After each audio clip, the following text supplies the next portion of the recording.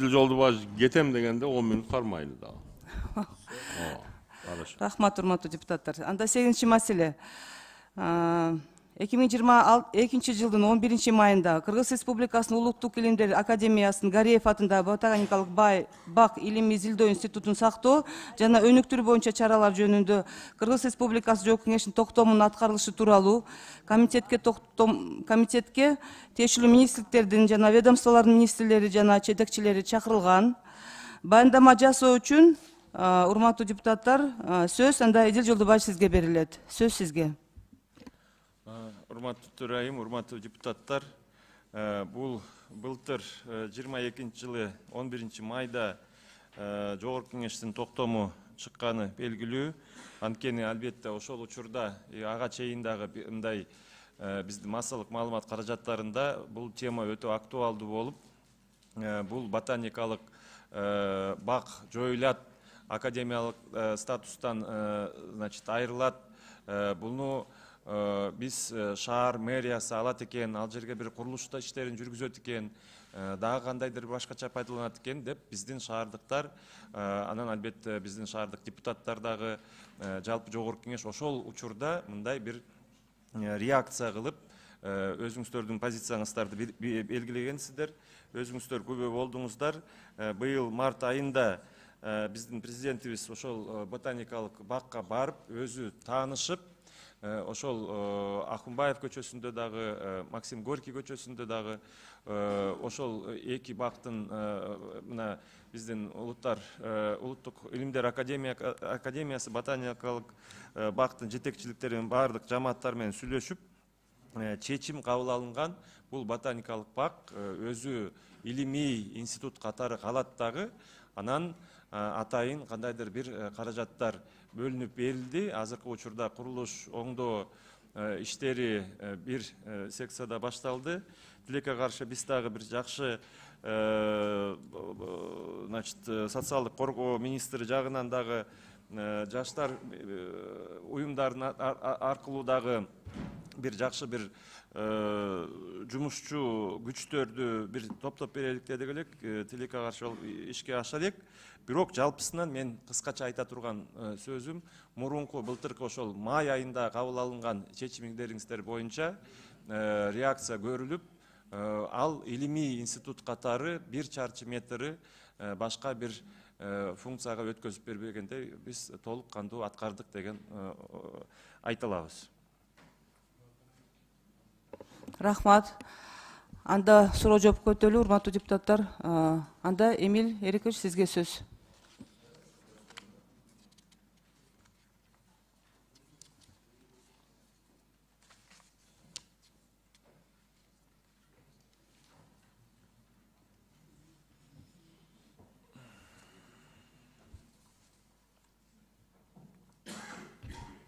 Рахмат, Венера Галбековна. Саламатсыз, урматтуу депутаттар, урматтуу жыйын катышуучулары. Бул жерге келатканда кыскача баяндама берейин деп, атайын Эдил Жолдубаевич келиптир. Арзы монусту айтылайын деп сүйүнүп келгем да. Анан тилекке каршы бүгүнкү азыркы жообуңузду угуп алып, кичине шагым сынып калды. Мен дагы коллегаларымды жактап айтып кетейин. Бул жерде сизден биз дагы жетекчи болуп иштегенбиз, биз дагы өкмөттө иштегенбиз, аткаруу бийликте. Анан ар бир кол астында иштеген кызматкер ошол өзүңдүн жетекчисин көрүп, ошого жараша кадам кылат да. Анан бул жерге туруп алып, жанагынтип кагып силикпе, жообуңуздар жок болсо жөн эле кагаз жүзүндө берип кой деген Эдил Жолдубаевич, бул өтө туура эмес көрүнүш. Биринчиден, сиз комментарий бербей эле коюңуз, жөн эле мындай калыстык жөнүндө айтып коеюн. Ойдо да жок болчу, мен атайын сүйүнүп келгем сиз келдиңиз деп. Экинчиден, бул жерде канчалаган кызматкерлер отурат, бул сиздерди карап турушат. Андай эле кагаз жүзүндө өтө турган болсо, кандай баарыбыз бияка чогулуп эмне кереги бар? Сиз анда кагаз жүзүндө жөнөтүп койгула, өзүңөр кабыл алып койгула мыйзамдарды. Эдил Жолдубаевич, угуп койсоңуз. Мен сизге мындай иниңиз катары деп айтайын, мейли. Мындай адам катары, коллега катары сизге мындай калк сөзүм айтып атам. Качан гана келбеңиз, ушинтип бир туура эмес бир жагдайды жаратып алып кетип каласыз да. Качан эле биздин депутаттар сиздерге каршы кылды эле? Канчалаган мыйзамдар кабылданып атат? Аны бизге милдет кылып атасызбы? Мыйзам комментарийдин кереги жок. Эдил Жолдубаевич, мен микрофондо турам, микрофонуңузду өчүрүп коюңуз, урматтуу төрага. өчүрүп коюңуз да кезек менен сөз бериңиз. Биякта отуруп алып полемика кылгыдай, Эдил Жолдубаевич, кичине урмат сыйды деген билиңиз. Унчукпа көзө такыр келген сайын кагып силкесиз. Сиз кагып силкип атасыз биякта. Сиз дегенден башка бизден кандай жаман сөз чыгып атат? Кичине мындай өзүңүз этеңиз жыйып, эл менен болуңуз чогуу. Ана мында урматтуу депутаттар, азыркы токтомдун аткарылышы боюнча аткарды кыйраттык деген маалыматты уктук. Эчтеке жок, бул боюнча чара көрүү максатында мен ушуну азыр маалыматын берип коеюн. Биринчиден, биздин ошол ботаникалык бак 1938 жылы атайын ошол исследовательский институт деп ачылган. Энвер Гареев атындагы деп. Бүгүнкү күндө 174,3 гектар аянтчаны ээлейт. Бул деген биздин Бишкектин Борбор шаарыбыздын өпкөсү эсептелет. Азыркы барып көрсөңүз абалын, Эдил Жолдубаевич. Көзүңүз айтып кеттиңиз, урматтуу президентибиз Садыр Нуркожоевич барып көрүп кетти деп.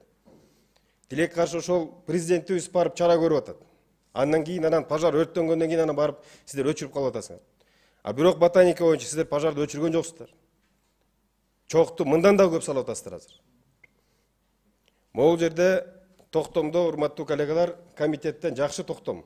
Өтө тыкаат, өтө изилденип, чоң топ түзүлүп туруп, жакшы тапшырма бериптирсиздер. Энер Калбековна, мына төрайым катары сизге айтып коеюн. Жакшынакай неме, ошол пункттон бир да пункт аткарылган жок. Бул жерде туруптур эки сөз менен гана жыйынтыктап койду. Кунт коюп карап коюңуздар. Бүгүнкү күндө ошол 174 ботаникалык чарчы метрди бир адам камсыздайт. Чарба жагын. Элесесиздер? 174 гектарды. Ошо маселе көтөрүлгөн, көтөрүп коюңуздар деп. Атайын бюджеттен каралган акча 23кө деп 102 миллион сом бөлүнгөн. Каралган. Аны баарын кыскартат дагы 23 миллионго чыгып койсо. 23 миллион сом бүгүнкү чейин жок. Каражат бөлүнө элек. Өткөндө атайын Альянс фракциясынын атынан деп сиздердин демилиңер, урматтуу президенттин демилгесин эле Жашыл Мурас деген макамын колдоо максатында өз каражатыбыз менен алып келип туруп эккен бактарыбыз мына 300 түп көчөт келген.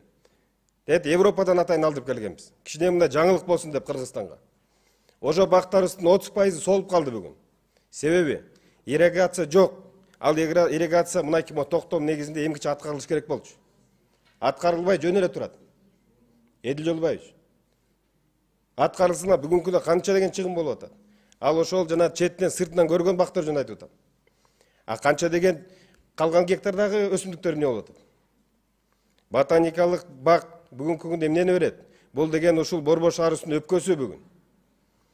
Ошо сиз дем алып аткан чаң, аба кычкылтек тазалай турган бул чоң ботаникалык бак. Көлөкө берет жок дегенде. Ошо кайдыгер карап, могул жерде отуруп алып, мылжыңдап, мону аткарды мана тигетип койдум деген туура эмес анда. Урматтуу төрайым. Бузбасын сөзүмдү. Урматтуу төрайым. Бузбасын сөзүмдү. Депутатты кичине дисциплинага тартып коюңуз. Урматтуу Эмил. Я что-то неправильно сказал? Жок. Мен эмнени айттым? Эдил Жолдубаевич, мен сизди да суранат элем. Тартипти сактап, бири-бирибизге мындай сөздөрдү айтпай, ишти алып баралы, сизден суранат элем. Ошол эгилген бактар боюнча мынакей, тилекке каршы ирригация жоктун себебинен өзгөчө Кырдар министрлиги жана тазалыктын жанагы суу ташыган унаалары менен бак сугарып атабыз. Элестип атасызбы? 21 кылым. Эдил Жолдубаевич. Мынакей сизден көзөмөлдөгөн тармагыңыз. Жеке мамлекет башчыбыз, урматтуу президентибиз көзөмөлгө алган нерсеге мындай кыянат кылып атасыздар. Болгон могул токтомдун гана негизинде. Биякта комитет абдан туура кылган. Ар бир пункт менен татна кагып туруп бекитип койгон. Жок деген ошого дайынданып келип бул жерде намыс үчүн деле жакшы жооп берип койбойсуздарбы? Мынакей, массалык маалымат каражаттарын көрүңүз. Күнүгө ар бир күн сайын ботаникада эмне болуп атат? Өрттөнүп атат, зордукта болуп атат, кишини өлтүрүп кетти, өспүрүм балдар массалык түрдө мушташып атат. Көрсөңүз болот ошону өзүңүз карап. Эмненин себебинен? Ошонун баардыгы протоколдо татна кылып камтылган. Эмгиче ошол жерге кичинекей пункт кылып туруп, ички иштер министрлигинин бир эле формачан адамды коюп койсоңуздар, канча деген адамдын өлүмүнөн сактап калат элеңиздер? Мына аткаруу деген ошол, аткаруу бийлик деген аткарыш керек муну. Мыйзам жөн эле коелу. Суроолорубузга эч качан жооп бербейт. Сиз үчүн жооп берип атсаңыз, мен эми түшүндүм. Мен эми ыңдандым, эмне себептен дайындабай келет деп. Себеби дегенде башында отуруп алып сиз үгүттөй турбайсызбы? Мына бүгүн баары ачыкка чыгып калды. Андай кылбаңыз. Сиз деген эл карап турат. Эл деген биздин артыбызда эл деген бар. Эл Жолбаевич. Көтөргөн маселелер бул өзү көтөргөн жокпуз. Көтөрсөк 10% мүмкүн өзүбүздүн баягы билген тажрыйбабызды көтөрөбүз. А бирок 90% ошол бизди шайлаган, бизди ушул мандатка алып келген элдин мүдөөсүн айтабыз биз. Туура сыйлап мына кабыл алып коюңуз, Эл Жолбаевич. Сизди сыйлоо урматтоо менен гана айтып атам азыр. Бөлүшө турган, талашып турган эчтеке жок. Болгон кызмат, бүгүн бар алды кызматыңыз. Эртең жок болуп калышы мүмкүн. Биз да иштегенбиз, кызмат өтөгөнбүз. Иштеген кол астыбызда көптөгөн балдар. Бирок анда үлгү берген туура эмес.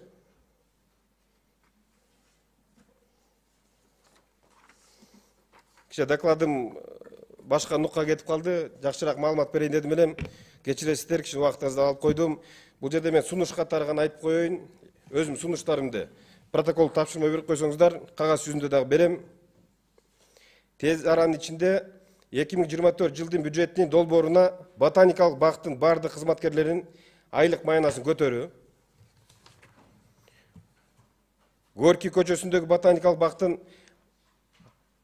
аймактарына генералдык пландын негизинде долбоордук системалык документтерин түзүү жанагы көмөктөштүрүүнүн госбюрого тапшыруу, атайын техниканын линейкасын ботаникалык бакка гранттык негизде алып берүү, жогорудагы айтылган токтомдун аткарылбагандыгы боюнча айрым кызматкерлердин жоопкерчиликке тартуу, ошонун ичиндеги жанагы кылмыштуулукту баарын токтотуу алдын ала максатында милиция пунктун бир орнотуп берүү.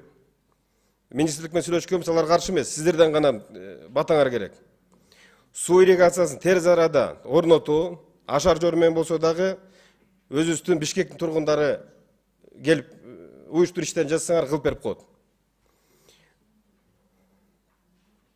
Ана урматтуу депутаттар, мынакей качан болбосун бул ботаника багы боюнча көптөгөн сунуштар бере берет да. Буга чейин дагы көтөрүлүптүр, мэрияга өткөрүп беребиз деп. Ал мэрияга өткөрүп берген максаты ачыктан ачык билинип эле турат, эмнеге өткөрүп беребиз деп. Ошо боюнча мынакей токтомго так көргөзүптүсүңөр. Эргалбековна, токтомдо атайын башкы прокуратура тапшырма берипсиздер. Иликтеп буга чейин ким бул демилген көтөргөн.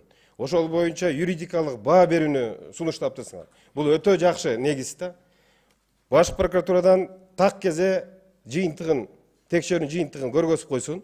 Ким жоопкерчиликке тартылды, анын максаты эмнеде болгон деген ошол жок дегенде мо токтомдун аткарылышында болуш керек.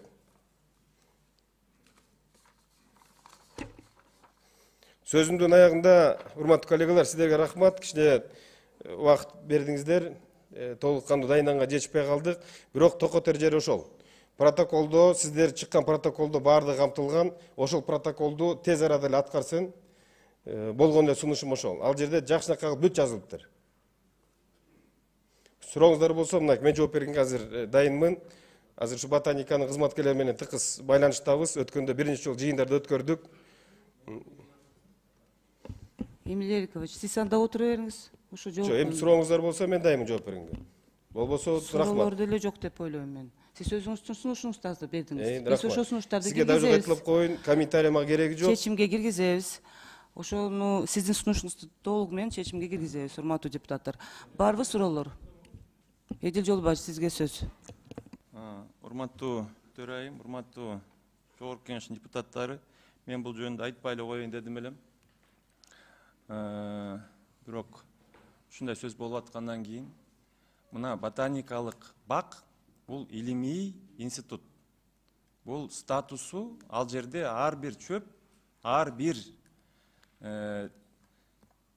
терек ал жерде илимий институт. Ошол жерде мына өзүбүз мына айтмакчы, мына 38-жылдан бери бул илимий институт.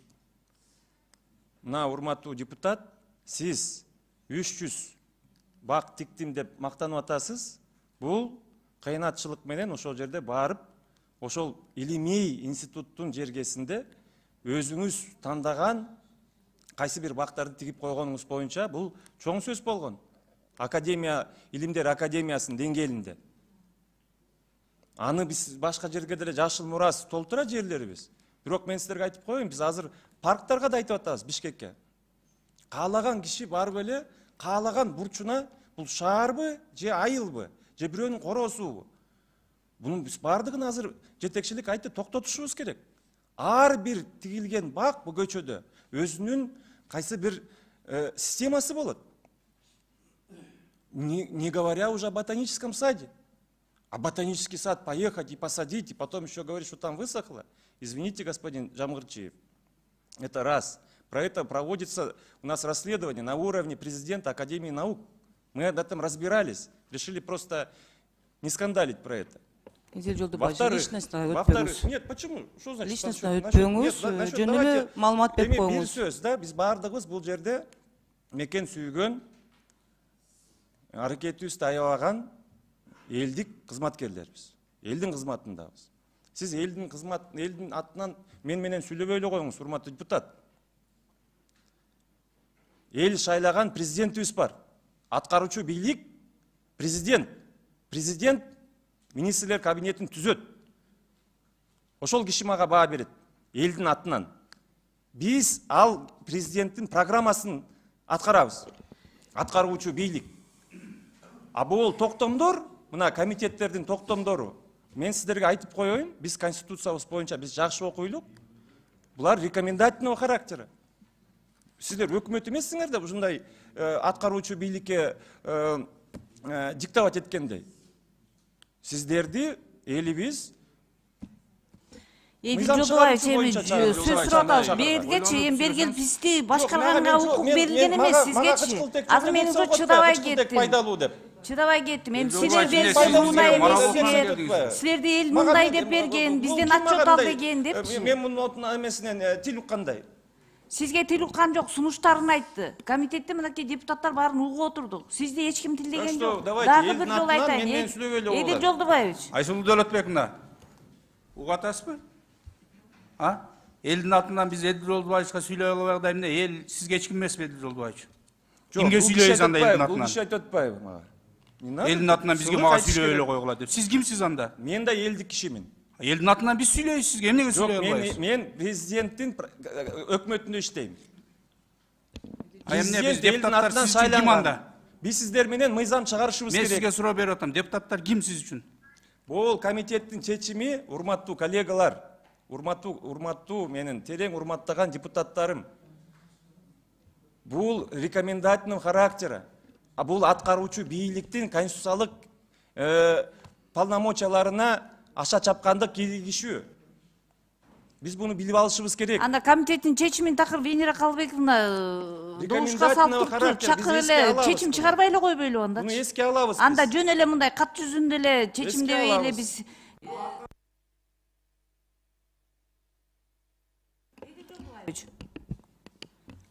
Анда Венера Калбековна ошондой кыла алам да. Бул кишинин мынакей так жообун уктук. Гүлказыганна, уруксат берсеңиз, Венера Калбековна, сиз төрайым катары модераторсуз да. Сиз кандай тартипти алып барсаңыз, ошондо жыйын өтөт. Азыркы учурда тиле каршы сиздин аброюңузга өтө чоң шек келип атат да. Бул жерде биз келип алып туруп полемикага биз кабинет министри барган жокпуз. Биз өзүбүздө төрүбүздө отурабыз.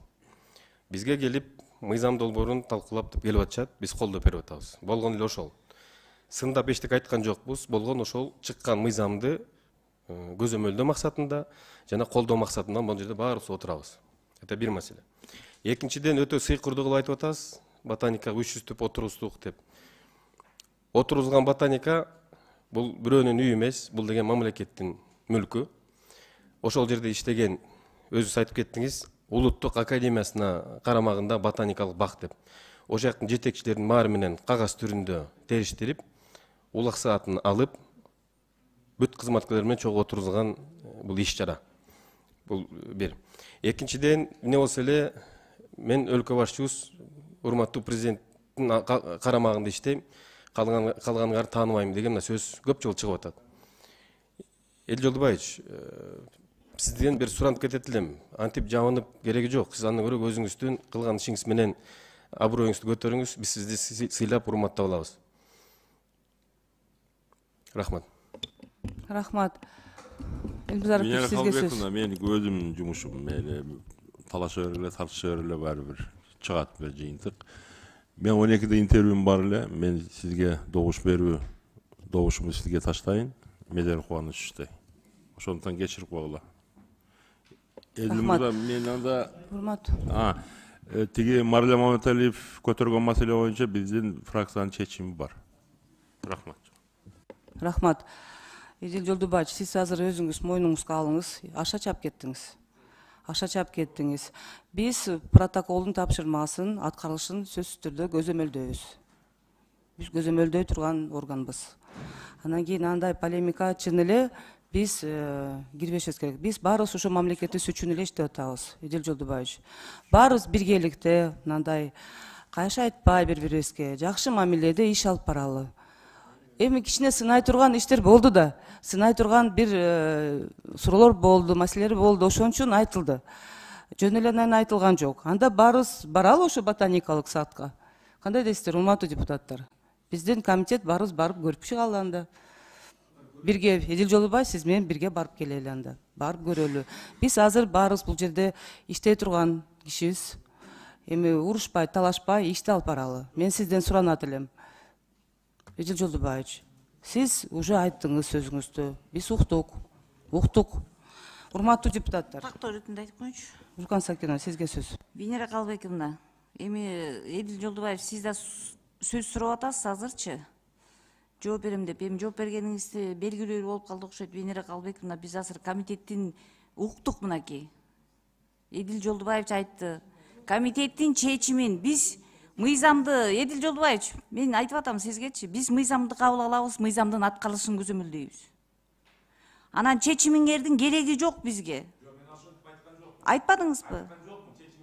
Чечимди чыгарып, анан бизди контролдогула деп айттыңыз сизчи. Комитеттин чечимин депчи. Эми берги айтышайын деп келбеңиз да, Жолдубаевич, Эдил Жолдубаевич. Дайыма сиз келгенде комитет ушундай чыр-чатак айланып кетип атат да. Чыр-чатак айланат. Эмнеге билесизби, Гүлкакын Сакиновна? Мен сизге сөз бере элекмин. Мен сизге сөз бере. Бул жерде өкмөттүн жарымы бул жерде Мен отурат. сизге сөз бере Элге иштеши керек булар. элекмин. Сөз берилген жок да сизгечи. Жок.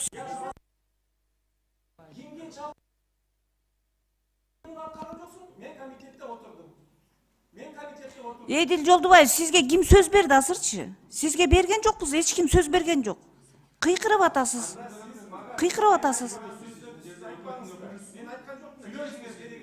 Жо, сиз эми эмне кыйкырып атасыз? Берге келчи. Биз кыйкырган жокпуз го.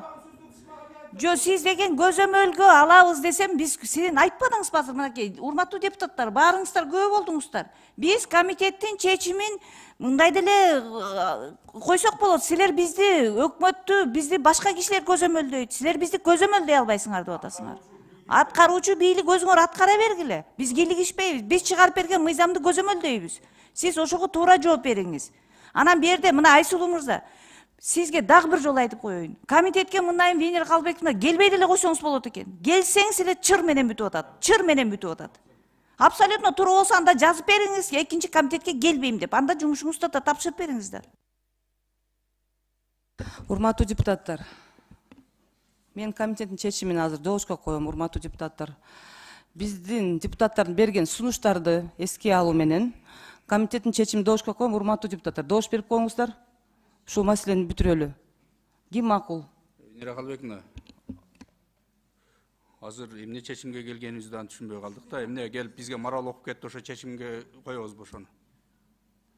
Мен азыр эч кандай бул протоколдук тапшырманын аткарылганын көрбөдүм да. Анан эмне кайсысын добушка коебуз? Биз кайра бул сунушту киргизбедикпи? Мен айтып жооп берип коем кошумча кылып. Бул жерде урматтуу төрайым мындай да. Буга чейинки кабыл алынган токтомдун мөөнөтү уже өткөн. Андан бери 1 жылдан ашык өтүп кетти. Ошол боюнча чара көрүү деп мен маселени койдум. Чараңар көрүшүңүздөр керек. Анан кийин чара көргөндөн кийин жанагы болгон токтомдо көрсөтүлгөндөрдү кайра аткаруу максатында эле добуш коюп коюңуз. Бул жерде бүт камтып турсуңар. Жакшынакай токтом турат, ошону аткарып койсун болду.